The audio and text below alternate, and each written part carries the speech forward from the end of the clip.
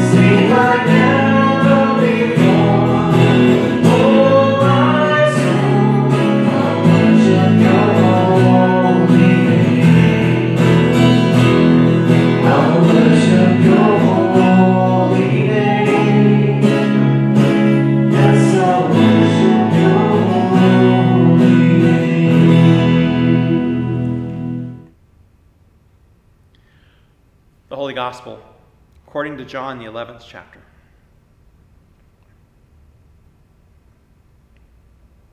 Now there was a certain man who was ill, Lazarus of Bethany, the village of Mary and her sister Martha. Mary was the one who anointed the Lord with perfume and wiped his feet with her hair. Her brother, Lazarus, was ill. So the sisters sent a message to Jesus, "Lord, he whom you love is ill." But when Jesus heard it, he said, "This illness does not lead to death. Rather, it is for God's glory, so that the Son of Man may be glorified through it." Accordingly, though Jesus loved Martha and her sister and Lazarus, after hearing that Lazarus was ill, he stayed 2 days longer in the place where he was. Then after this, he said to the disciples, "Let us go to Judea again." The disciples said to him, "Rabbi, the Jews were just now trying to stone you, and you are going there again?" Jesus answered, "Are there not 12 hours of daylight? Those who walk during the day do not stumble because they see the light of this world, but those who walk at night stumble because the light is not in them." After saying this, he told them, "Our friend Lazarus has fallen asleep, but I am going there to awaken him." The disciples said, "Lord, if he has fallen asleep, he will be all right." Jesus, however, had been speaking about his death, but they thought he was referring merely to sleep. Then Jesus told them plainly, "Lazarus is dead. For your sake I am glad I was not there, so that you may believe. But let us go to him." Thomas, who was called the Twin, said to his fellow disciples, "Let us also go, that we may die with him." When Jesus arrived, he found that Lazarus had already been in the tomb for 4 days. Now Bethany was near Jerusalem, some 2 miles away, and many of the Jews had come to Martha and Mary to console them about their brother. When Martha heard that Jesus was coming, she went and met him, while Mary stayed at home. Martha said to Jesus, "Lord, if you had been here, my brother would not have died. But even now I know that God will give you whatever you ask of him."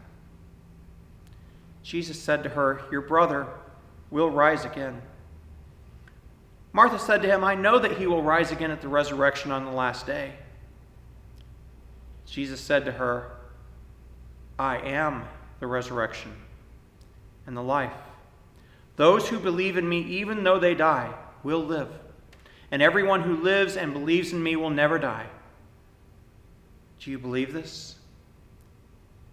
She said to him, "Yes, Lord, I believe that you are the Messiah, the Son of God, the one coming into this world."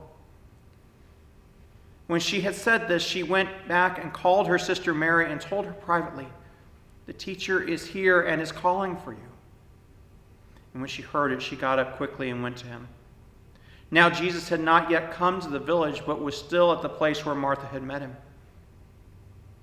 The Jews who were with her in the house, consoling her, saw Mary get up quickly and go out. They followed her because they thought she was going to the tomb to weep there. When Mary came to where Jesus was and saw him, she knelt at his feet and said to him, "Lord, if you had been here, my brother would not have died." When Jesus saw her weeping, and the Jews who came with her also weeping, he was greatly disturbed in spirit and deeply moved.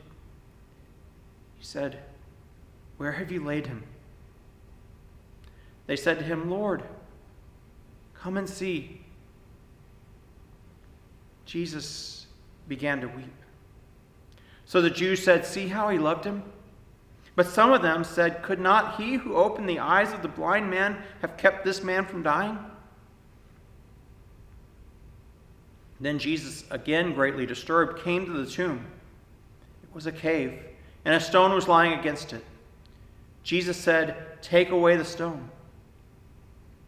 Martha, the sister of the dead man, said to him, "Lord, already there is a stench because he has been dead 4 days." Jesus said to her, "Did I not tell you that if you believed, you would see the glory of God?" So they took away the stone. And Jesus looked upward and said, "Father, I thank you for having heard me. I know that you always hear me, but I have said this for the sake of the crowd standing here, so that they may believe that you sent me."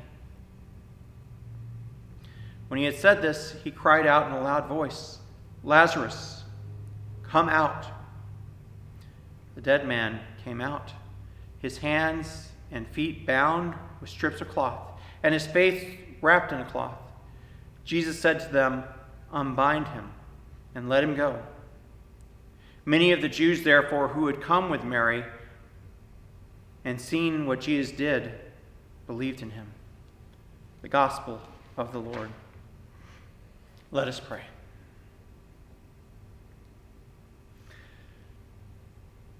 Lord God, may your Spirit enter us and may we live. May we know that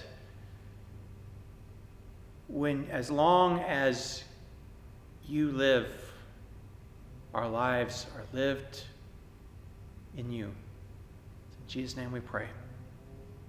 Amen.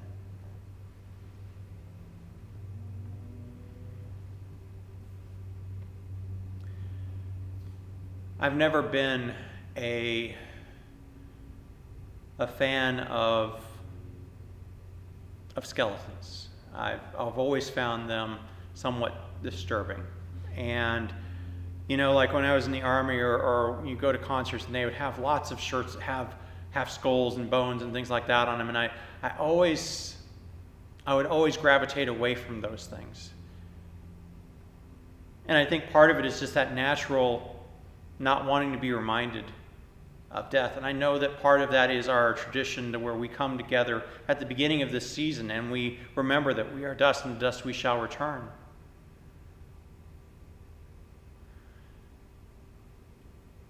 But it doesn't mean that I want to wear the symbols of death all the time.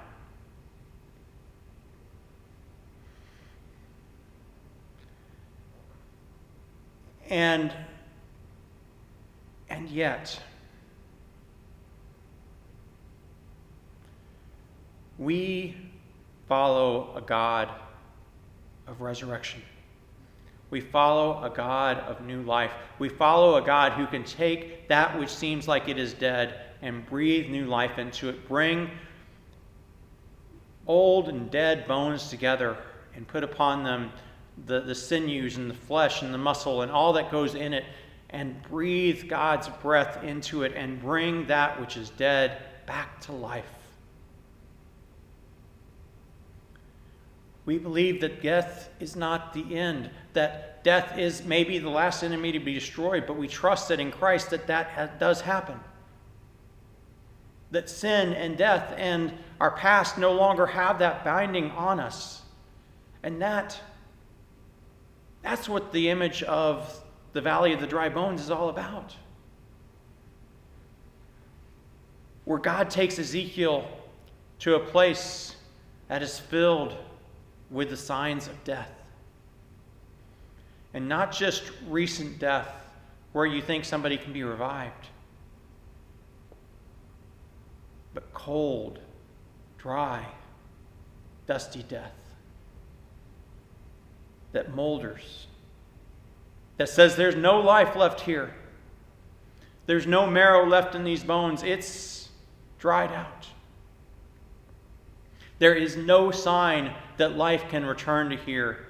And yet that's exactly where God takes the prophet Ezekiel and says, I know it seems foolish.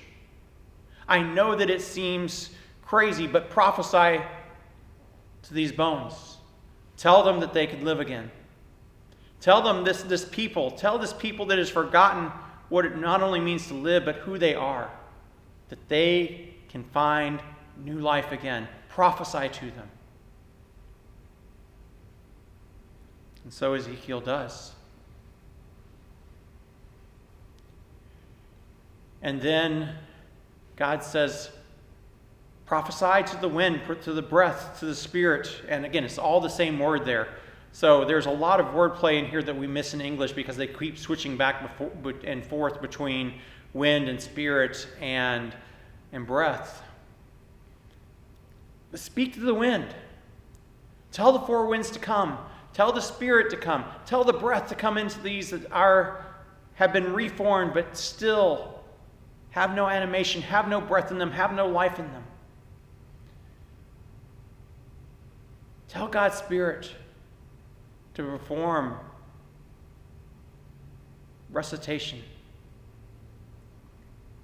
Because God is at work in resurrection. That which seems like it's dead and gone can have new life. That's to me, and I love this particular image, even with the prevalence of death in it. for me, it is a central piece of, a central image of what a resurrection hope looks like. That even in the midst of all the death you may see right now in the present, that God can and does bring new life into that. Even when you think the future is closed, God's not done. Even when you think you have nothing left, God is not done. And I think that especially in a world where we can get focused in on our experience of things in the past and in the present, and we can struggle to see that the future can have anything new.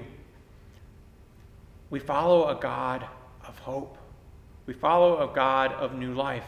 We follow a God of new creation. And even in the midst of when we have made a mess of things, God does not give up.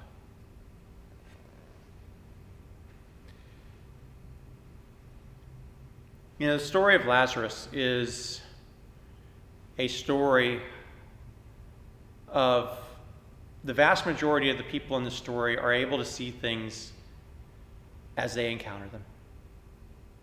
They can see the threats that are posed against Jesus. They can see a person who Jesus loves, but he's dead. And he's not only just, dead for a day, he's dead for 4 days.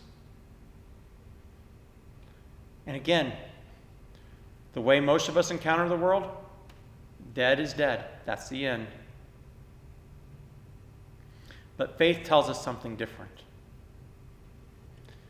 Faith believes that the one who is the resurrection and the life has come to be among us. Even Martha, who, she can say the right words, do you believe that Lazarus can be raised from death? I believe you'll be raised at the last day. I believe in the resurrection. I believe that will happen. Again, Jesus says, I am the resurrection and the life. Do you believe this? And Martha comes with what she can. I believe you're the Messiah. I believe you're the Son of God. I believe you're the one who's coming into the world. But I think sometimes we need to see, to understand. Ezekiel, I think, needed to see this vision so he could understand that God had not given up on the people. The disciples and Martha and Mary and many others need to understand so that they don't see death as the final thing. Again, Thomas, I think, responds in a very natural way, in a way that I think is, shows loyalty to Jesus, but also a reality, an understanding of the reality of the situation of Jesus' time. You want to go back to Jerusalem? Okay, if you're going to go back to Jerusalem, we'll follow you. But let's go so that, Lazarus is already dead. Let's go so we can die with him. It's that I can only see that which I understand, that which I know. And Jesus wants us to see what it means that he is the resurrection, that he is the life, that death is not the final answer, that even that can be conquered and will be conquered. And so, as we come nearer to the end of our Lenten journey, as we approach that place where we celebrate resurrection at Easter, we have to go through death on the way there. But death is not the end. Death once was the end, but it no longer has that power. Because the one who we celebrate, the God who we have come to know, is the God of resurrection and new life. A God who is able to take the dry boneyards of our present and make them into the living people of the future. A God who is able to tell Lazarus in the tomb, come out, and set him free. And a God who takes our life and says, even at the end, it's not the end. Because I am the resurrection, and I am the life. And your life continues to be lived in me. Thanks be to God. Amen.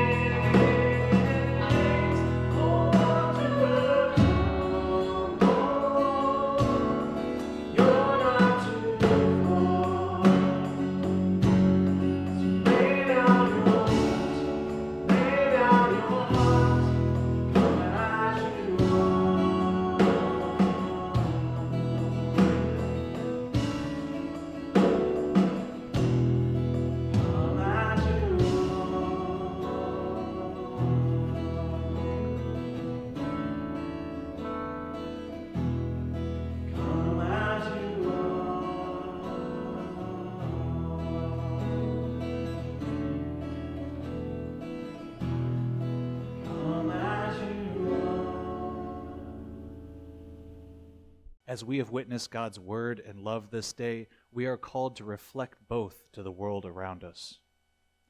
May you feel Christ's presence in the upcoming week and be surrounded by the comfort that comes with that. Now go in peace and in love.